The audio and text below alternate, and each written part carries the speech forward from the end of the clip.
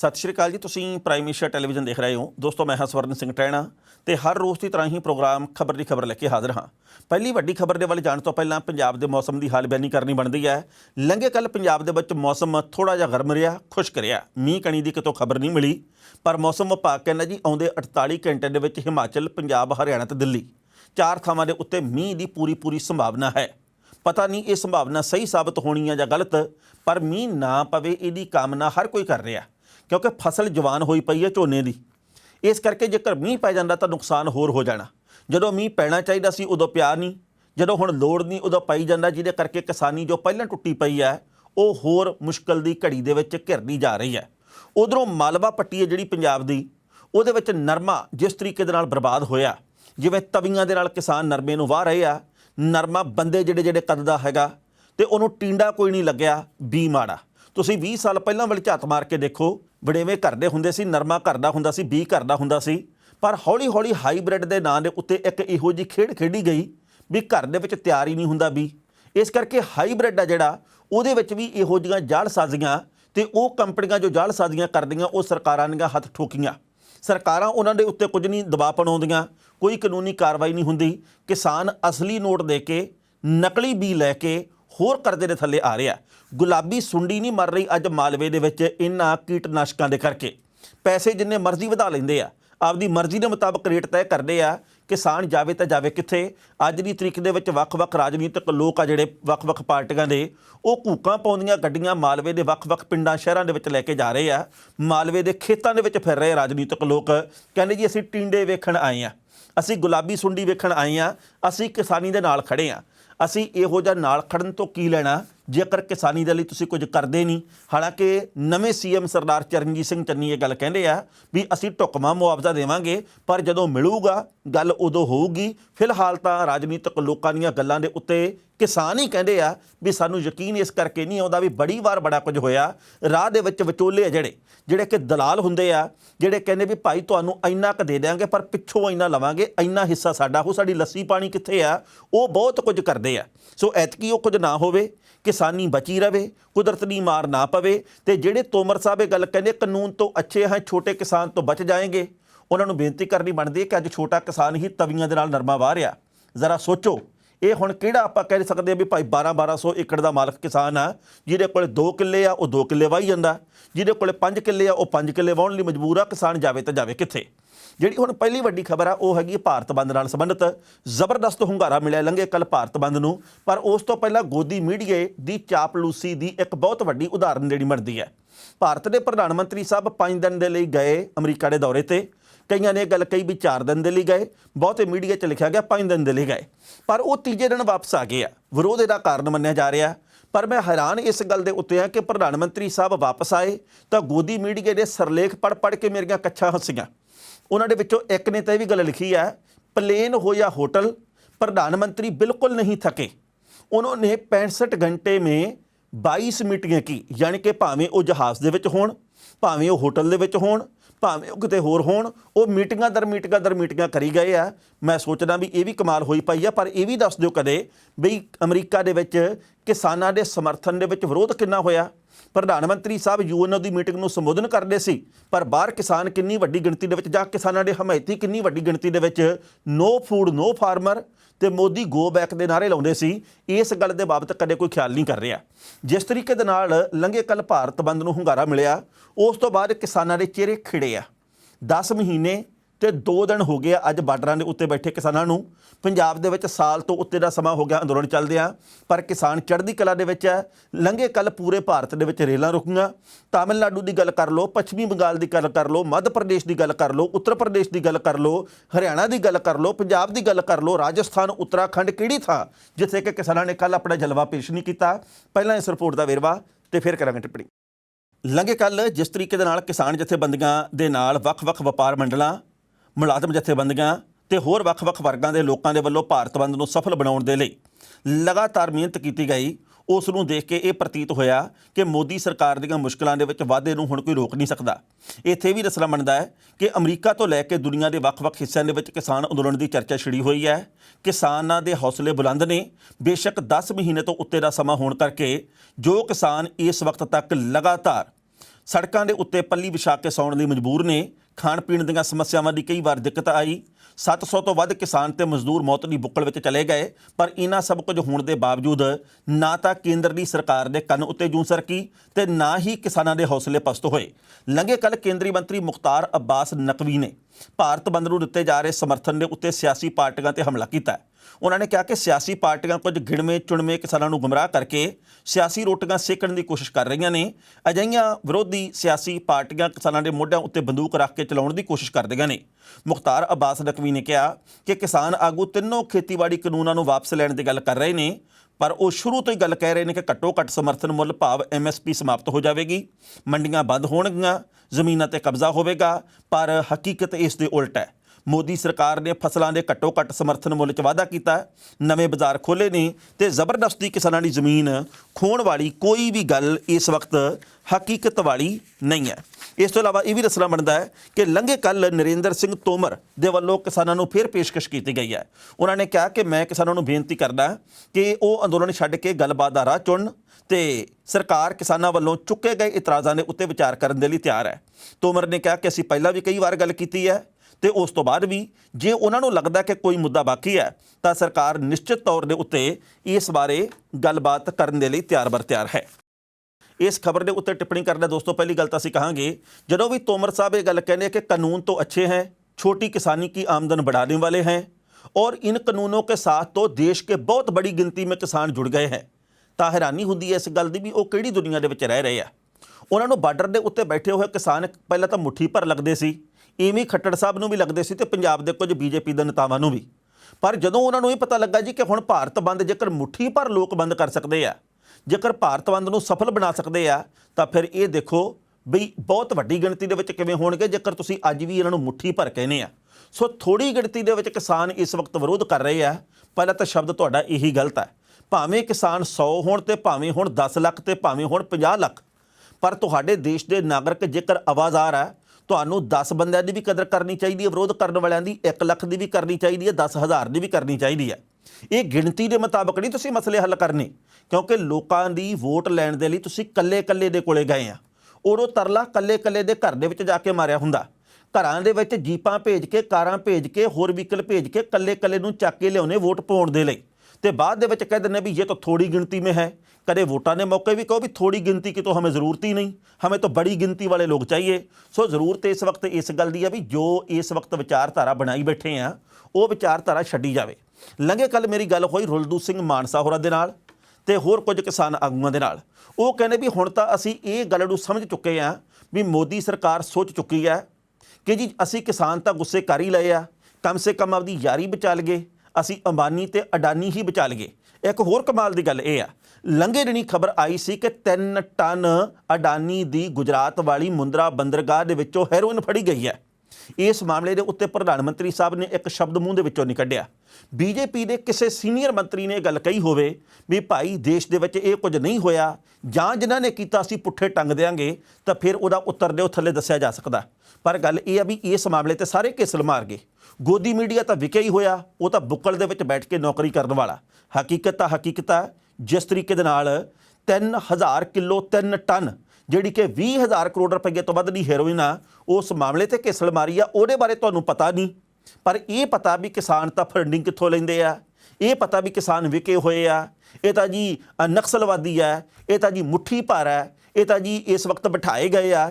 ਇਹਨਾਂ ਗੱਲਾਂ ਦਾ ਪਤਾ, ਪਰ ਮੁੰਦਰਾ ਬੰਦਰਗਾਹ ਦੇ ਵਿੱਚ ਕੀ ਹੋਇਆ ਇਸ ਗੱਲ ਦੇ ਬਾਬਤ ਕੋਈ ਜਾਣਕਾਰੀ ਨਹੀਂ। ਦੁੱਖ ਹੁੰਦਾ ਇਸ ਗੱਲ ਦੇ ਉੱਤੇ।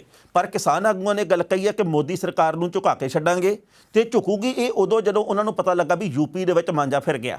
ਤੇ ਕਿਸਾਨਾਂ ਨੇ ਕਿਹਾ ਜੀ ਕਿ ਮਾਂਜਾ ਫੇਰਾਂਗੇ, ਬੇਫਿਕਰ ਰਹਿਣਾ ਚਾਹੀਦਾ। ਤੇ ਲੰਘੇ ਕੱਲ੍ਹ ਰਕੇਸ਼ ਟਕੈਤ ਹੋਰਾਂ ਨੇ ਕਹਿਤਾ ਵੀ 10 ਮਹੀਨੇ ਬੀਤਣ ਦੇ ਬਾਵਜੂਦ ਜਿਸ ਤਰੀਕੇ ਨਾਲ ਕਿਸਾਨਾਂ ਦੇ ਹੌਸਲੇ ਬੁਲੰਦ ਹੈ, ਅਸੀਂ 10 ਸਾਲ ਵੀ ਇਸ ਅੰਦੋਲਨ ਨੂੰ ਚਲਾ ਸਕਦੇ ਹਾਂ। ਤੇ ਬਾਕੀ ਕਿਸਾਨ ਜਥੇਬੰਦੀਆਂ ਨੇ ਵੀ ਇਹ ਗੱਲ ਕਹੀ ਹੈ ਵੀ ਅਸੀਂ ਬਿਲਕੁਲ ਪੈਰ ਪਿਛਾਂਹ ਖਿੱਚਣ ਵਾਲੇ ਨਹੀਂ, ਅਸੀਂ ਜਿੱਤ ਕੇ ਮੁੜਾਂਗੇ ਜਾਂ ਫਿਰ ਮਰ ਕੇ ਮੁੜਾਂਗੇ, ਇਹ ਗੱਲ ਪੱਕੀ ਹੈ।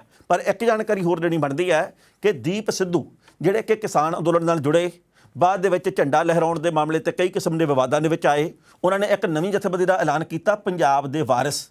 ਉਹਨਾਂ ਨੇ ਕਿਹਾ ਜੀ ਕਿ 29 ਤਰੀਕ ਨੂੰ ਅਸੀਂ ਇਸ ਜਥੇਬੰਦੀ ਦਾ ਰਸਮੀ ਤੌਰ ਤੇ ਐਲਾਨ ਕਰਾਂਗੇ। ਇਹ ਪੰਜਾਬ ਦੇ ਹੱਕਾਂ ਦੇ ਲਈ ਲੜਨ ਵਾਲੀ ਜਥੇਬੰਦੀ ਹੋਊਗੀ।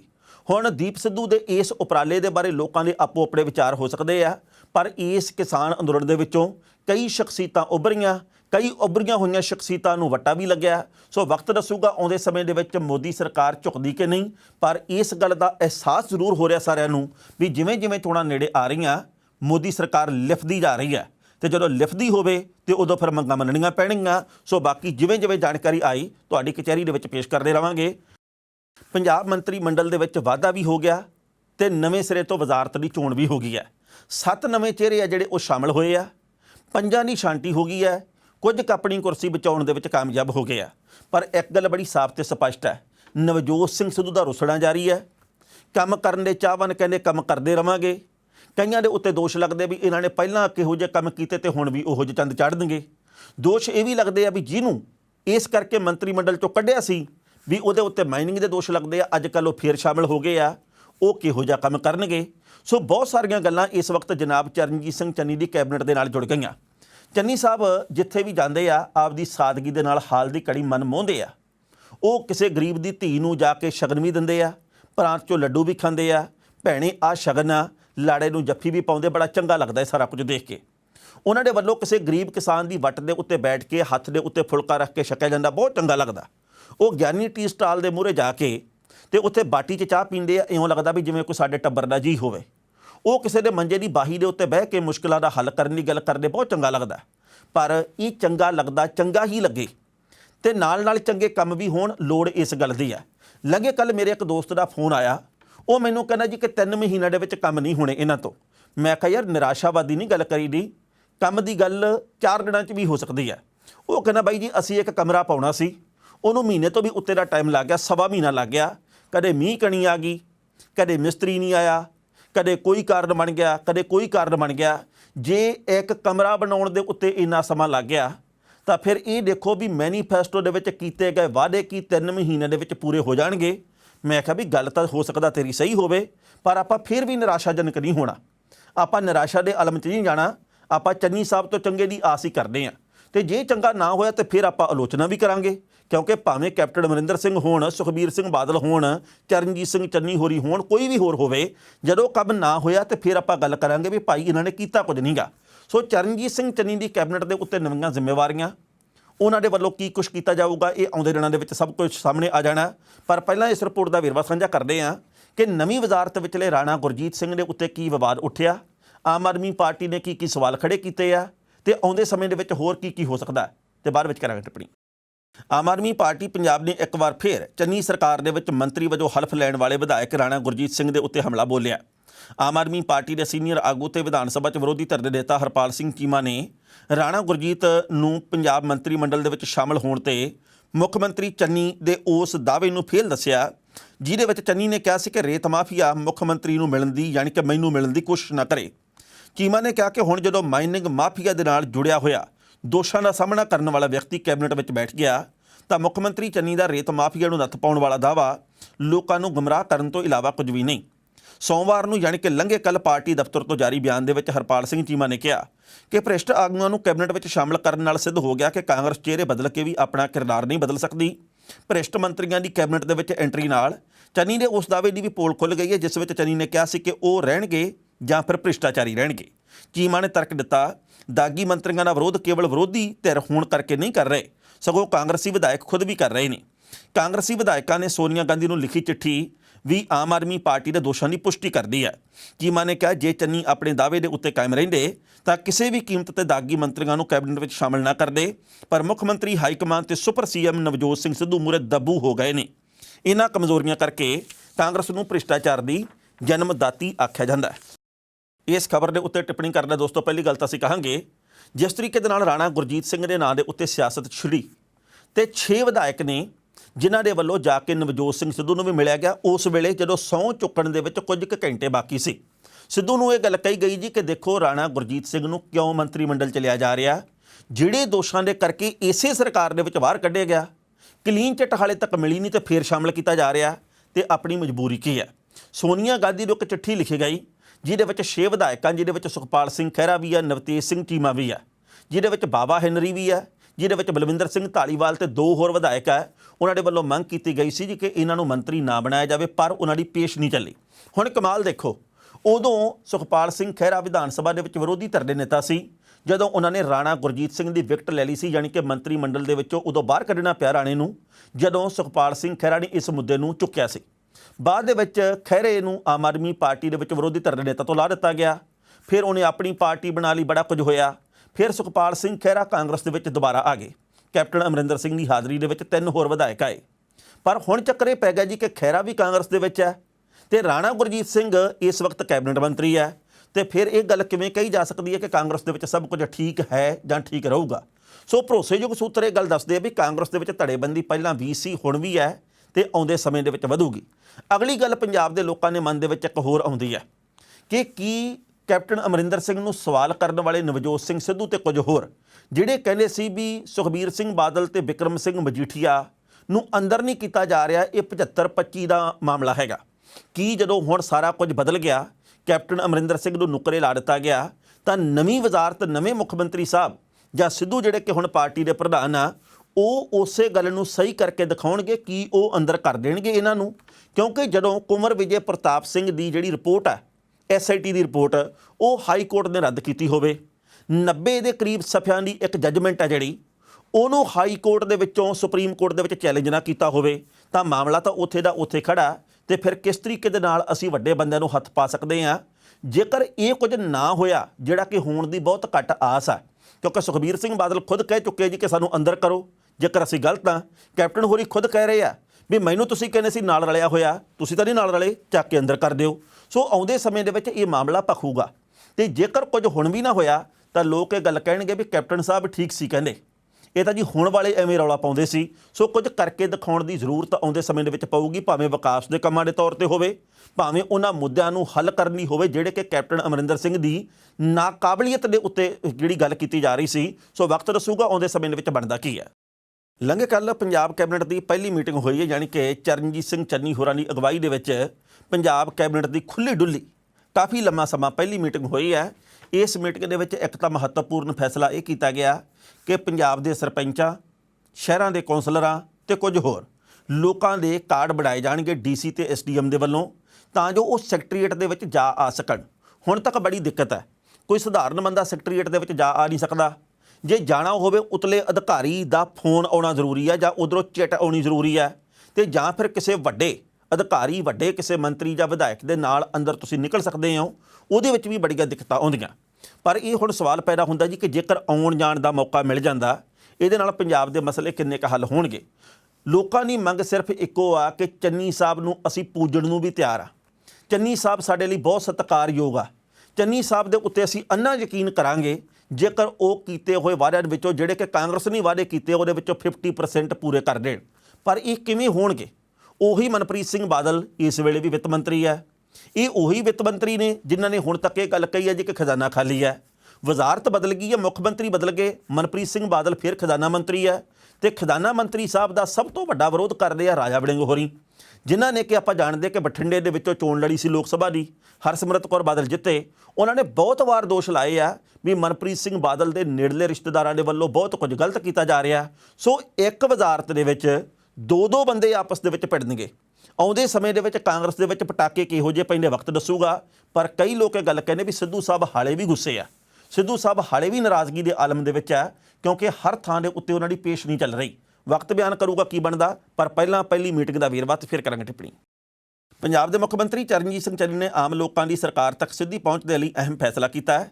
ਚੰਨੀ ਦੀ ਅਗਵਾਈ ਦੇ ਵਿੱਚ ਹੋਈ ਕੈਬਨਿਟ ਦੀ ਪਲੇਠੀ ਮੀਟਿੰਗ ਦੇ ਵਿੱਚ ਲੋਕਾਂ ਦੇ ਚੁਣੇ ਹੋਏ ਪ੍ਰਤੀਨਿਧਾਂ ਨੂੰ ਲੈ ਕੇ ਫੈਸਲਾ ਕੀਤਾ ਗਿਆ। ਮੰਤਰੀ ਮੰਡਲ ਨੇ ਫੈਸਲਾ ਕੀਤਾ ਕਿ ਚੁਣੇ ਹੋਏ ਮਿਊਨਿਸਪਲ ਕੌਂਸਲਾਂ, ਸਰਪੰਚਾਂ ਤੇ ਹੋਰਨਾਂ ਦੇ ਵਿਸ਼ੇਸ਼ ਐਂਟਰੀ ਕਾਰਡ ਬਣਾਏ ਜਾਣਗੇ। ਇਸ ਨਾਲ ਉਹ ਪੰਜਾਬ ਸਿਵਲ ਸੈਕਟਰੀਏਟ ਸਮੇਤ ਚੰਡੀਗੜ੍ਹ ਵਿਚਲੇ ਪੰਜਾਬ ਸਰਕਾਰ ਦੇ ਦਫ਼ਤਰਾਂ ਵਿੱਚ ਦਾਖਲ ਹੋ ਸਕਣਗੇ।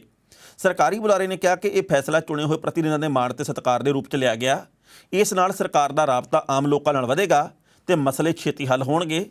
ਇਹ ਕਾਰਡ ਸੰਬੰਧਿਤ ਜ਼ਿਲ੍ਹੇ ਦੇ DC ਤੇ SDM ਦਫ਼ਤਰ ਵੱਲੋਂ ਜਾਰੀ ਕੀਤੇ ਜਾਣਗੇ। ਇਹਦੇ ਲਈ ਫਾਰਮੈਟ ਸੂਬਾ ਸਰਕਾਰ ਬਣਾਵੇਗੀ। ਇਸ ਖਬਰ ਦੇ ਉੱਤੇ ਟਿੱਪਣੀ ਕਰਨ ਦਾ ਦੋਸਤੋ ਪਹਿਲੀ ਗੱਲ ਤਾਂ ਅਸੀਂ ਕਹਾਂਗੇ ਬਹੁਤ ਵਧੀਆ ਗੱਲ ਹੈ, ਜਨਤਾ ਦੇ ਚੁਣੇ ਹੋਏ ਨੁਮਾਇੰਦਿਆਂ ਨੂੰ ਸਰਕਾਰੀ ਦਫ਼ਤਰਾਂ ਦੇ ਵਿੱਚ ਆਉਣ ਜਾਣ ਦੀ ਖੁੱਲ੍ਹ ਮਿਲੇ, ਮੰਤਰੀਆਂ ਦੇ ਨਾਲ, ਅਧਿਕਾਰੀਆਂ ਦੇ ਨਾਲ ਗੱਲਬਾਤ ਕਰਨ ਦਾ ਮੌਕਾ ਮਿਲੇ ਤੇ ਜਿਹੜੇ ਮੁੱਦੇ ਚੁੱਕੇ ਗਏ ਉਹਨਾਂ ਨੂੰ ਹੱਲ ਵੀ ਕੀਤਾ ਜਾਵੇ। ਇਹਦੀ ਅਸੀਂ ਕਾਮਨਾ ਕਰਦੇ ਹਾਂ। ਪਰ ਗੱਲ ਇਹ ਹੈ ਕਿ ਇਸ ਵੇਲੇ ਚਿਹਰੇ ਤਾਂ ਬਦਲ ਦਿੱਤੇ ਗਏ ਆ, ਪਰ ਕੰਮ ਦਾ ਸਟਾਈਲ ਕਿਵੇਂ ਬਦਲੂਗਾ? ਜੇਕਰ ਅਸੀਂ ਪਿਛਲੀ ਸਰਕਾਰ ਦੇ ਵਿੱਚ ਬੰਦੇ ਭ੍ਰਿਸ਼ਟ ਕਹਿੰਦੇ ਸੀ ਤੇ ਰੇਤ ਮਾਫੀਆ ਦੀ ਗੱਲ ਕਰਦੇ ਸੀ, ਨਸ਼ਾ ਮਾਫੀਆ ਦੀ ਗੱਲ ਕਰਦੇ ਸੀ, ਉਹਦੇ ਵਿੱਚੋਂ ਕਈ ਬੰਦੇ ਹੁਣ ਚੰਨੀ ਸਾਹਿਬ ਦੇ ਆਲੇ ਦੁਆਲੇ ਫਿਰਦੇ ਆ। ਚੰਨੀ ਸਾਹਿਬ ਉਹਨਾਂ ਬੰਦਿਆਂ ਨੂੰ ਪਰਖ ਕੇ ਕਿਵੇਂ ਨੁਕਰੇ ਲਾਉਣਗੇ ਇਹ ਵਕਤ ਬਿਆਨ ਕਰੂਗਾ। ਤੇ ਪਿਛਲੇ ਦਿਨੀ ਕੈਪਟਨ ਅਮਰਿੰਦਰ ਸਿੰਘ ਨੇ ਇੱਕ ਇੰਟਰਵਿਊ 'ਚ ਕਿਹਾ ਵੀ ਮੈਨੂੰ ਤਾਂ ਵਾਰ-ਵਾਰ ਕਹਿੰਦੇ ਸੀ ਸਾਰੇ ਮੀਡੀਆ ਵਾਲੇ ਵੀ 2 ਧੜੇ ਬਣ ਗਏ, ਇੱਕ ਸਿੱਧੂ ਵਾਲਾ, ਇੱਕ ਕੈਪਟਨ ਵਾਲਾ। ਤੁਸੀਂ ਇਹ ਦੇਖਿਓ ਕੁਝ ਕੁ ਹਫ਼ਤਿਆਂ ਦੇ ਵਿੱਚ ਕਾਂਗਰਸ ਦੇ ਵਿੱਚ 6 ਧੜੇ ਬਣੇ ਹੋਣਗੇ। ਇਹ 6 ਹੀ ਰਹਿੰਦੇ ਆ, ਇਹ 5 ਹੀ ਰਹਿੰਦੇ ਆ, ਜਾਂ ਧੜਾ ਇੱਕੋ ਰਹਿੰਦਾ ਜਾਂ 3 ਹੋ ਜਾਂਦੇ ਆ, ਇਹ ਵਕਤ ਬਿਆਨ ਕਰੂਗਾ। ਪਰ ਬਹੁਤਾ ਨੈਗੇਟਿਵ ਨਾ ਪੱਖੀ ਗੱਲ ਹਾਲੇ ਨਹੀਂ ਕਰਦੇ ਆਪਾਂ, ਕਿਉਂਕਿ ਹਾਲੇ ਮੁੱਖ ਮੰਤਰੀ ਸਾਹਿਬ ਨੂੰ ਕੁਝ ਕੁ ਡੈਣੀ ਹੋਇਆ ਹਲਫ ਲਏ ਨੂੰ, ਉਹ ਕੁਝ ਚੰਗਾ ਕਰਨ, ਤਲੀ ਦੇ ਉੱਤੇ ਸਰੋਂ ਜਮਾ ਦੇਣ। ਪੰਜਾਬ ਦੇ ਲੋਕ ਜਿਹੜੇ ਕਿ ਅੱਕੇ ਪਏ ਸਤੇ ਪਏ ਆ, ਉਹਨਾਂ ਦੀ ਤ੍ਰਿਪਤੀ ਹੋਵੇ, ਲੋਕ ਕਹਿਣ ਵੀ ਹਾਂ ਇਹ ਕਰਦੇ ਕਮਾਲ। ਤੇ 2022 ਦੇ ਵਿੱਚ ਇਹੀ ਮੁੱਖ ਮੰਤਰੀ ਚਾਹੀਦੇ ਆ। ਇਹ ਲੋਕ ਜੇਕਰ ਆਪਣੇ ਮੂੰਹੋਂ ਕਹਿਣ ਲੱਗ ਜਾਣ ਤਾਂ ਵਾਰੇ ਨਿਆਰੇ ਹੋ ਜਾਣ, ਪਰ ਵਕਤ ਬਿਆਨ ਕਰੂਗਾ ਵੀ ਕਹਾਣੀ ਕਿਹੜੇ ਪਾਸੇ ਨੂੰ ਜਾਂਦੀ ਹੈ। ਖਬਰਾਂ ਦੋਸਤੋ ਕਈ ਹੋਰ ਵੀ ਸਨ, ਪਰ ਜੋ ਵਕਤ ਦੀ ਘਾਟੇ ਰੁਕਣ ਦਾ ਇਸ਼ਾਰਾ ਕਰ ਰਹੀ ਹੈ। ਕੱਲ੍ਹ ਨੂੰ ਇਸੇ ਵੇਲੇ ਖਬਰ ਦੀ ਖਬਰ ਲੈ ਕੇ ਫਿਰ ਹਾਜ਼ਰ ਹੋਵਾਂਗੇ। ਉਦੋਂ ਤੱਕ ਲਈ ਆਗਿਆ ਦਿਓ। ਬਹੁਤ ਬਹੁਤ ਮਿਹਰਬਾਨੀ।